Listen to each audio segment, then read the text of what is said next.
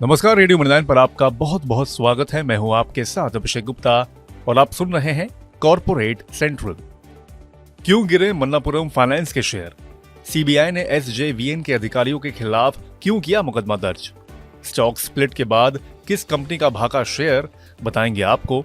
और इसके अलावा भी होंगी कॉर्पोरेट जगत से जुड़ी कई और बड़ी खबरें। तो चलिए फटाफट शुरू करते हैं कॉर्पोरेट सेंट्रल। गोल्ड लोन कारोबार से जुड़ी कंपनी मन्नापुरम फाइनेंस के शेयर में आज 7.5% तक की गिरावट देखने को मिली। दरअसल शेयर बाजार के रेगुलेटर सेबी ने इस कंपनी की सब्सिडियरी आशीर्वाद माइक्रो फाइनेंस की आईपीओ को होल्ड पर डाल दिया है।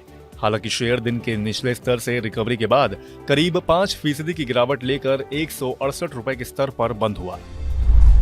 पॉलीकैब के शेयर में आज शुरुआती कारोबार में करीब 3.5% की मजबूती के साथ 5,035 रुपए 25 पैसे तक का उछाल देखने को मिला। दरअसल कंपनी ने 200 करोड़ रुपए की टैक्स चोरी से जुड़ी 9 जनवरी की खबरों का खंडन कर दिया है। कंपनी ने कहा कि आईटी विभाग की सर्च के नतीजे के संबंध में फिलहाल उसे कोई सूचना नहीं मिली है और 23 दिसंबर को हुई आयकर विभाग की तलाशी के बाद कंपनी ने आयकर विभाग को पूरी जानकारी साझा की है। कारोबार के अंत में शेयर करीब 1% चढ़कर 4,914 रुपए के स्तर पर बंद हुआ। नेशनल कंपनी लॉ ट्रिब्यूनल यानी कि एनसीएलटी ने पीसी ज्वेलर और देश के सबसे बड़े बैंक एसबीआई को मामला सेटल करने के लिए 20 दिनों की अतिरिक्त मोहलत दी है। ये मामला पीसी ज्वेलर्स की ओर से 1,180.2 करोड़ रुपए के लोन भुगतान पर डिफॉल्ट से जुड़ा है, जिसको सेटल करने के लिए एसबीआई से बातचीत चल रही है। इसी के मद्देनजर एनसीएलटी ने मामले की सुनवाई को 29 जनवरी तक टाल दिया है। खबर के बाद आज पीसी ज्वेलर का शेयर करीब 3% चढ़कर 64 रुपए 30 पैसे पर और एसबीआई का शेयर करीब 0.5% गिरकर 622 रुपए पर बंद हुआ। रेटिंग एजेंसी मूडीज ने वेदांता की parent company Vedanta resources limited यानी कि वीआरएल की कॉर्पोरेट फैमिली रेटिंग को CAA से घटाकर CAA3 और आउटलुक को बदलकर नेगेटिव कर दिया है। खबर के बाद भारत में लिस्टेड कंपनी वेदांता का शेयर आज करीब 3.25% गिरकर 251 रुपए 95 पैसे तक लुढ़क गया था।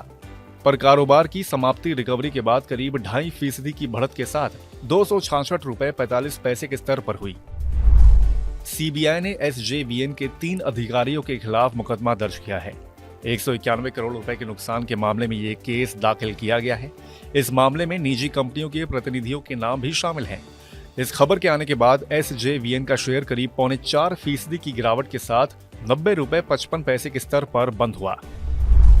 शिप बिल्डिंग कारोबार से जुड़ी कंपनी कोचिन शिपयार्ड के शेयर विभाजन की आज एक्स डेट थी, यानी कंपनी का शेयर आज से एक्स स्प्लिट हुआ है। पहले के 10 रुपए के मुकाबले स्टॉक की फेस वैल्यू घटकर अब 5 रुपए प्रति शेयर हो गई है। शेयर विभाजन के बाद कोचिन शिपयार्ड के शेयर की हल्की बढ़त के साथ 677 रुपए पर शुरुआत हुई, लेकिन क्लोजिंग 20% के ऊपरी सर्किट पर 802 रुपए 80 पैसे के स्तर पर हुई। सरकारी कंपनी KIOCL ने अपने मैंगलोर के पैलेट प्लांट के ऑपरेशंस को अस्थायी रूप से बंद कर दिया है। आयरन और फाइनेंस उपलब्ध न होने के चलते ये प्लांट बंद किया गया है। इससे पहले 12 दिसंबर 2023 को भी कंपनी ने इसी वजह से अपने प्लांट को 1 हफ्ते के लिए बंद कर दिया था। प्लांट बंद होने की खबर से KIOCL का शेयर आज करीब 2.5% गिरकर 360 रुपए 25 पैसे के स्तर पर बंद हुआ। अमेरिकी ड्रग रेगुलेटर यूएस FDA से मंजूरी मिलने के बाद दवा कंपनी ल्यूपिन ने ब्रोमफेनाक ओप्थेल्मिक सॉल्यूशन को लॉन्च किया। इस दवा का अमेरिका में सालाना 1,515 करोड़ रुपए का मार्केट साइज है। इस दवा का इस्तेमाल कैटरैक्ट सर्जरी के बाद होने वाले दर्द को कम करने के लिए होता है। खबर आने के बाद ल्यूपिन का शेयर आज करीब 1% की मजबूती के साथ 1,405 रुपए 95 पैसे के स्तर पर बंद हुआ। सियामैक के शेयर ने आज 1,212 रुपए की 52 हफ्ते की ऊंचाई को छुआ। दरअसल सियामैक ने ट्रांसपोर्ट सेवा मुहैया कराने वाले इजिप्ट की company ships and boats oil services के साथ करार किया है। अलेक्जेंड्रिया से सी डायमंड को मुंबई पोर्ट तक लाने की सर्विस दी जाएगी, जिसके लिए कंपनी $6.22 लाख की फीस चार्ज करेगी। कारोबार के अंत पर सीएमएक का शेयर करीब 5% की बढ़त के साथ 1,170 रुपए के स्तर पर बंद हुआ। चॉइस इंटरनेशनल के शेयर ने आज 533 रुपए 80 पैसे की रिकॉर्ड ऊंचाई को छुआ है, क्योंकि कंपनी ने 15 जनवरी को होने वाली बोर्ड बैठक में नतीजों के साथ बोनस शेयर जारी करने पर भी विचार करने की घोषणा की है।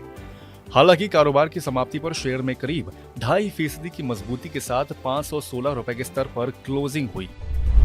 दूसरे दिन के अंत तक ज्योति सीएनसी ऑटोमेशन का आईपीओ कुल 4 गुना के आसपास भर चुका है।